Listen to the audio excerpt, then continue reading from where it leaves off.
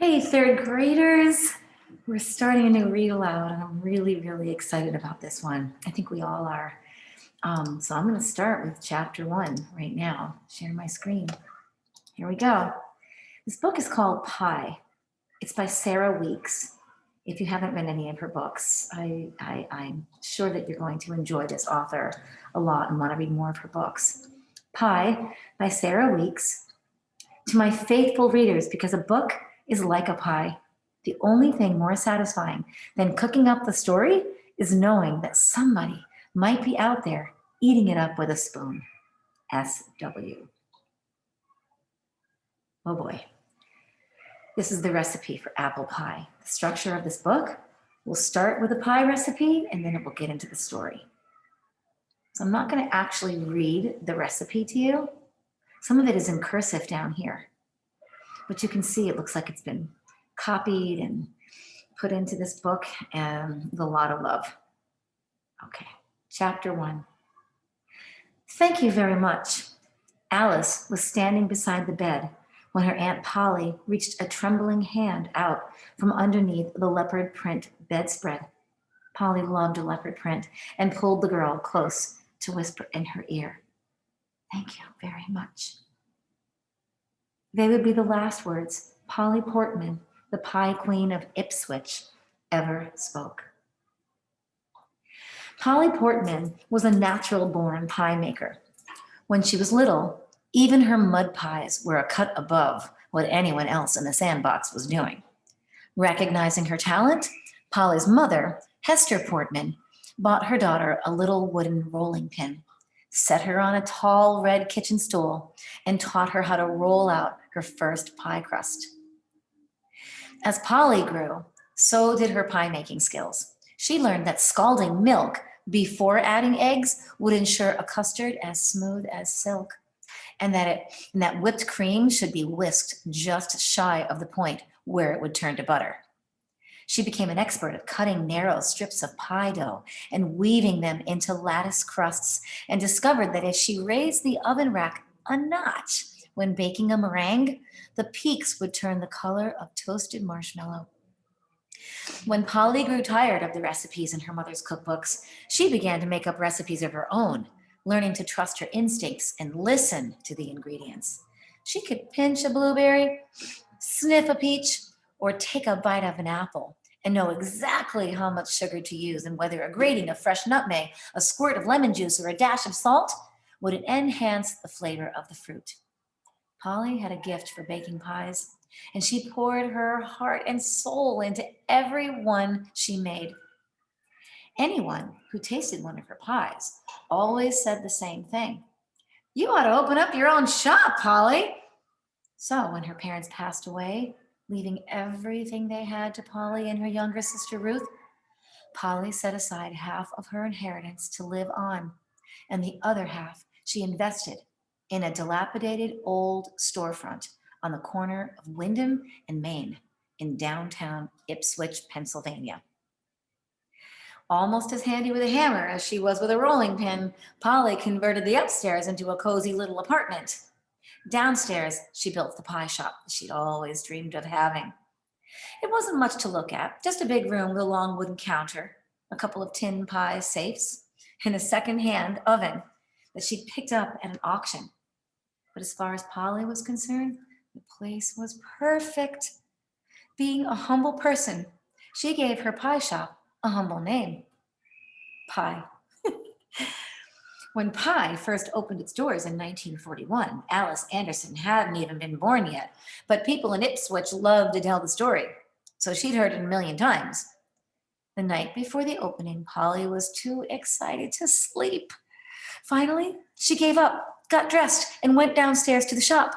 While everyone else in town was still snoring in bed, Polly tied on her favorite apron, leopard print, of course, and began to bake. By the time dawn spread its buttery light across the morning sky, there was a row of beautiful pies cooling on the counter and a crowd of people outside the door waiting to buy them. Polly had put a great deal of thought into the pies that she made that morning. She wanted to make sure there was something for everyone. For the berry enthusiast, she made triple berry pies filled with a medley of ripe blackberries, raspberries, and blueberries. For the more adventurous, she created green tomato and Concord grape pies. And of course, there were the traditional pies like cherry, apple, and rhubarb, with golden top crusts spread like quilts over the sweet, warm fillings. And cream pies galore, chocolate, coconut, and banana.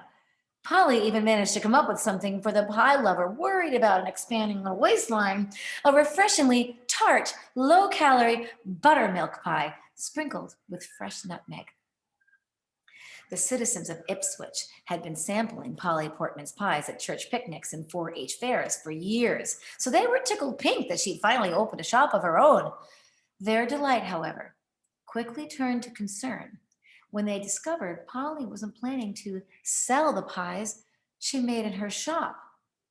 She was planning to give them away. Why on earth would I charge people money for something that brings me so much pleasure? Polly asked Reverend Flowers when he stopped by the shop one day to pay her a visit.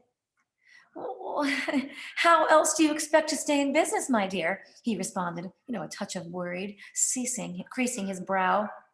"You, of all people, should know the answer to that," Polly laughed, and then handed the Reverend sour cherry pie, which she happened to know was his favorite, and sent him on his way. At first, people couldn't decide what to do about Polly's pie shop. As much as they loved her pies, nobody was comfortable with the idea of getting one for free. So when no amount of coaxing could convince Polly to accept money for her pies, her friends and neighbors came up with an idea for another way to pay her. Every morning when Polly came downstairs to the shop, she would find an assortment of fresh ingredients waiting for her on the doorstep. One day there might be a basket of lemons and 3 dozen eggs. The next day, a bushel of apples, a pot of fresh cream, and a giant sack of flour. Whatever people brought her, Polly would put to good use, and in no time at all, every surface in the shop would be covered with delicious fruit pies, bursting at the seams with sweet juice, and delicate silk pies sprinkled with curls of milk chocolate, and chess pies with caramelized cornmeal tops, and custard pies piled so high with whipped cream it looked like they had snowdrips sitting on top of them. Well, word of Polly Portman's remarkable pie shop spread when a reporter from the Ipsy News wrote an article about it. The Associated Press picked up the story, and pretty soon people from all over the country were flocking to the corner of Wyndham and Maine to experience pie for themselves. They came bearing raspberries from Oregon, sugar cane from Louisiana, pecans from Texas, and cherries from Michigan. Day after day, people flocked to the shop, and whatever they brought with them, Polly would turn into pies. Well, Alice came along in March of 1945. She was the apple of her Aunt Polly's eye. The two of them spent a great deal of time together at the pie shop.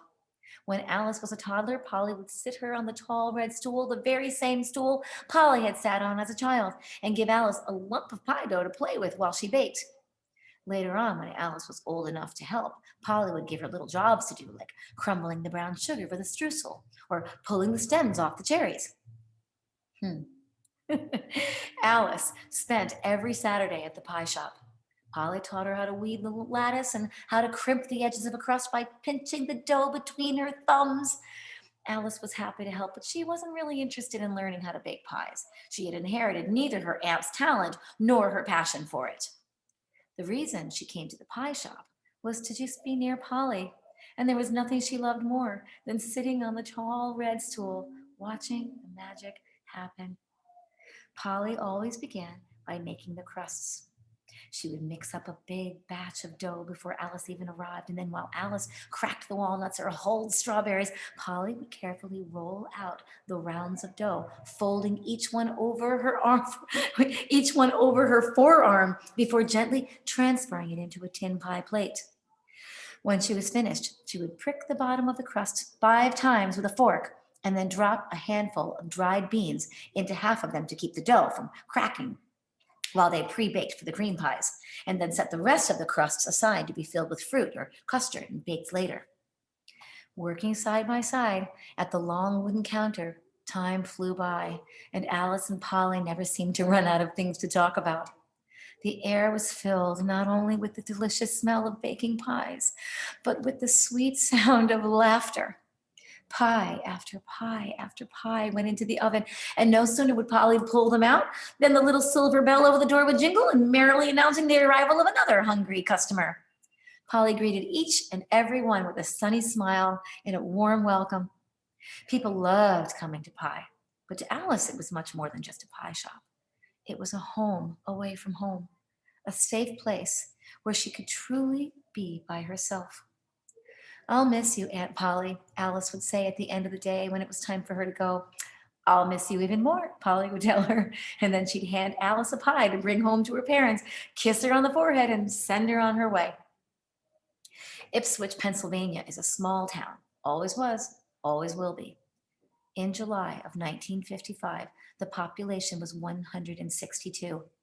People who visited Ipswich often commented on what a happy place it was. Folks whistled when they walked down the street. Neighbors were downright neighborly, and everyone seemed to be in a good mood. Well, almost everyone. Mama always favored Polly. Alice heard her mother complaining to her father one evening about a week or so before her Aunt Polly passed. Alice's father had snuck out on the porch, hoping to read his newspaper in peace, but her mother had followed him there. It was a warm night, and with the windows open, Alice couldn't help but overhear her parents' conversation. Now, Ruthie, Alice's father said, let's not open up that can of worms again. Well, it's true, George, all of that fuss over Polly's talent. I had talent too. Of course you did, dear. But did Mama ever even notice? No, she was too busy falling all over Polly and those stupid pies of hers. Alice's father licked his lips. He had eaten a big slice of one of Polly's pies that very day, chocolate cream, his favorite. The creamy filling was made from Dutch cocoa powder, eggs, sugar, and fresh whole milk, stirred over a low flame until it thickened into a sweet, glossy brown pudding. Once it was cool, Polly spooned it into a baked crust and slathered the top with whipped cream, sprinkled with curls of milk chocolate. Those pies are what's keeping this roof over our heads, he pointed out. You call this a roof? Alice's mother snorted. We could be living in a mansion if it weren't for Polly's selfishness. Keep your voice down, dear, her father said. You don't want Alice to hear. I don't care if she hears. She's got stars in her eyes just like everyone else in this town. I am tired of people acting like Polly Portman is some kind of saint. If you ask me, she's just plain selfish, not to mention crazy. Who in their right mind turns down the chance to be a millionaire? Alice heard the snap and rustle of her father's newspaper as he shook it open. He'd been down this road before, and he knew there was no point in arguing. 10 minutes, Ruthie. That's all I'm asking for, he said. Mickey Mantle hit 3 homers against the Senators last night. At least let me read the sports page. Go ahead and read your paper, George, said Alice's mother, but mark my words and mark them good. When old high and mighty Polly Portman finally kicks the bucket, she'd better set things right with this family. Well, Alice stopped listening at that point and plugged her ears. She knew what kicking the bucket meant, and she didn't want to think about that happening. Aunt Polly was her rock, her favorite person in the world, the only one she felt she could really count on. Things between Alice and her mother had never been easy. No matter how hard Alice tried to please her, she always got the feeling that her mother was disappointed. And the only thing her father seemed to care about was being left alone to read his newspaper. Alice couldn't imagine what life would be like without her Aunt Polly. Little did she know how soon she would have to find out. Polly Portman single-handedly put Ipswich on the map. Her untimely death came as a terrible shock, not only to Alice, but to the whole town. People wept openly on the street. A mountain of flowers collected on the doorstep of the pie shop, and the good citizens of Ipswich prepared to lay their beloved pie queen to rest. The night before the funeral, Alice cried herself to sleep, and as she tossed fitfully in her bed, a big green Chevrolet rolled down the dark sweet streets of Ipswich, pausing on the corner of Wyndham and Main for a moment to idle outside Polly Portman's famous pie shop. The leopard print curtains in the window were drawn, and the sign on the door said, "Closed." "Never again," the driver whispered. Then the car pulled away from the curb and disappeared into the night. That's it. I am riveted.